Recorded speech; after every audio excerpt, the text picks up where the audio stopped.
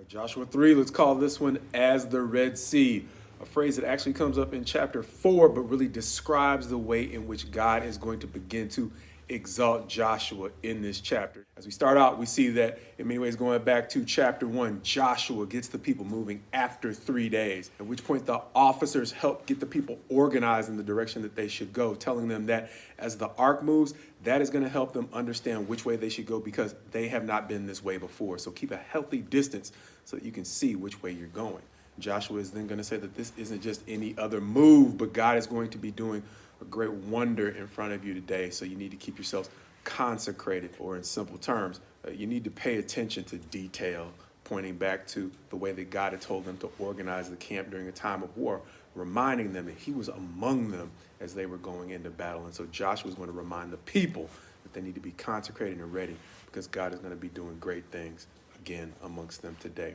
He's also going to say to the Levites, those bearing the ark, that they are going to have a special role because the ark is going to be key in what God is going to do to exalt Joshua and to let the people know that he is with them as well. And so as they go forward, the Levites bearing the ark as their feet touch the Jordan River,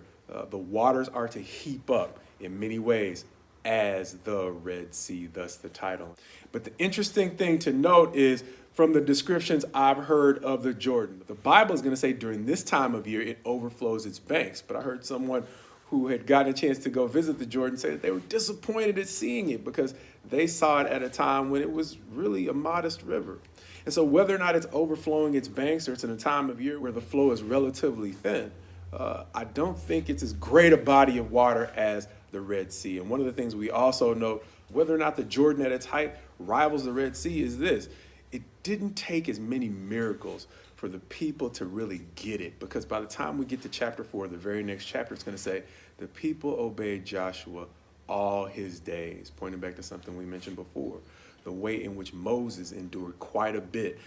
to get the people to believe and follow him. But Joshua had very little that God had to do to persuade the next generation. In many ways, giving us a positive spin on the old adage, those who do not know their history are doomed to repeat it.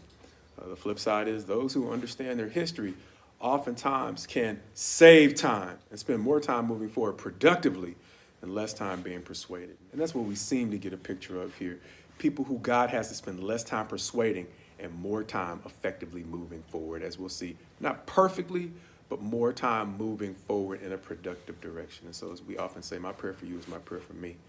Even though splitting the Jordan so that the people can walk through on dry ground is still a miracle, it's a lesser miracle. And so to the degree that we can hear God in the subtleties, may we be people who know what God has done well enough